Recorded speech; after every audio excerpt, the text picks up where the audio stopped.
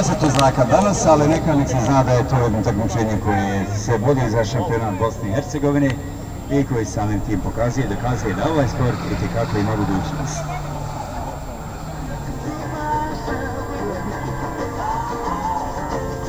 Hajde, Kiti!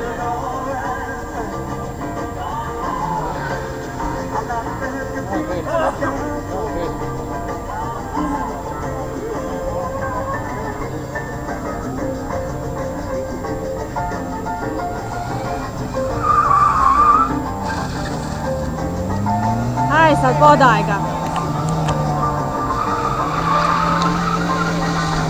Ode spoiler.